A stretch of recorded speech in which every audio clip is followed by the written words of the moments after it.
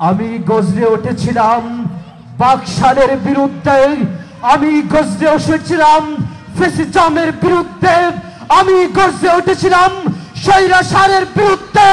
আমার হুঙ্কারে, আমার চিৎকারে, আমার গর্জে ওঠাই এদেশ থেকে 16 বছরের ফ্যাসিস্ট এদেশ থেকে বিতাড়িত হয়েছে। হ্যাঁ, আমি সেই তাওহীদবাদী মুসলমান বলছি।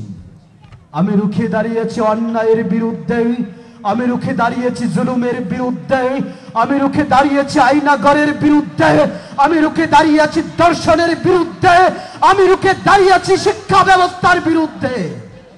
হ্যাঁ, আমার রুখে দাঁড়ানোই এদেশের স্বৈরাচারের তখ্তে তানুসে কম্পন সৃষ্টি করেছে। আমার রুখে দাঁড়ানোই এদেশের স্বৈরাচার শাসন ব্যবস্থার ইতি ঘটিয়েছে। হ্যাঁ, আমি সেই তাওহীদবাদী মুসলমান বলছি। আমি তাওহীদবাদী মুসলমান। আমি বন্দুকের নলের সামনে নিজের বুককে পেতে দিয়েছি। আমি সেই তাওহীদবাদী মুসলমান। বুলেটের আঘাতে নিজের বুককে ঝাঁঝরা করেছি। আমি সেই তাওহীদবাদী মুসলমান। নিজের জীবনের মায়াকে ভুলে গিয়ে দেশের স্বাধীনতার জন্য নিজেকে শহীদ করেছি। হ্যাঁ প্রিয় শ্রোতা, আমি তাওহীদবাদী মুসলমান বলছি। আমি বলছি এদেশটা আমার, এদেশটা আমাদের তাওহীদবাদীদের। এদেশের স্বাধীনতা সার্বভৌমত্ব রক্ষা আমরা তাওহীদবাদীরা করেছি। তাওহীদবাদীরা চিনিয়ে এনেছি 1757 সময় থেকে, ইংরেজদের থেকে এদেশকে আমরা তাওহীদবাদীরা চিনিয়ে এনেছি। এদেশ থেকে আমরা তাওহীদবাদীরা পৌত্তলিকতার আধারকে মুছে দিয়ে এদেশকে আমরা সভ্যতার সংস্কৃতি দিয়ে সুন্দরভাবে গড়ে তুলেছি। হ্যাঁ, আমি তাওহীদবাদী বলছি। আমি তাওহীদবাদী 1971-এ স্বাধীনতার জন্য, 1971-এ জুলুমের বিরুদ্ধে, ইয়াহিয়া খান আর ভুট্টোর বিরুদ্ধে আমি তাওহীদবাদী জেগে উঠেছিলাম।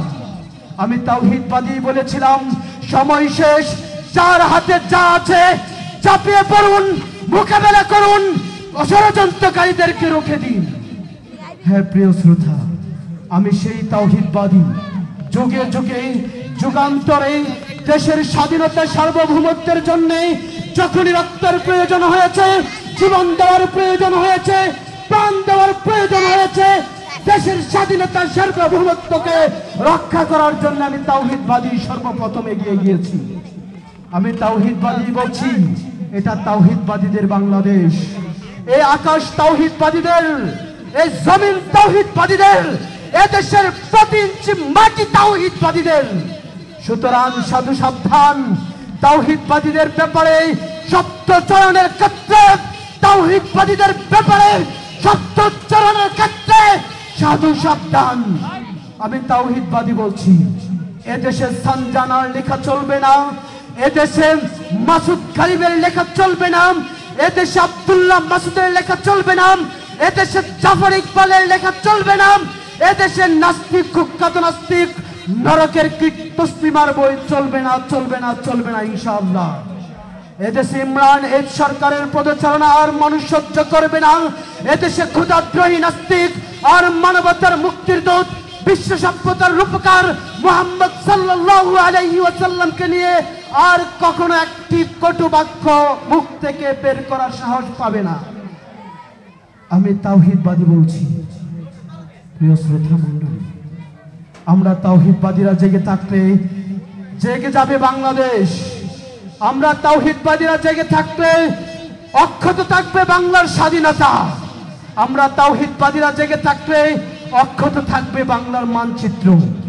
কেননা জাতির পতাকা আজ খামচে ধরেছে সেই পুরনো শকুন, জাতির পতাকা আজ খামচে ধরেছে সেই পুরনো শকুন। আমি তাওহীদবাদী জেগে আছি ইনশাআল্লাহ। আপনারা আছেন তো? নবী সাল্লাল্লাহু আলাইহি ওয়াসাল্লামের ব্যাপারে এ দেশে আর কোন নাস্তিকের মাথা ছাড়া বাংলার মুসলমান বরদাস্ত করবে না। বাংলার মুসলমান ইসলামের বিরুদ্ধে আর কোন ষড়যন্ত্রকে এদেশে বরদাস্ত করবে না ইনশাআল্লাহ।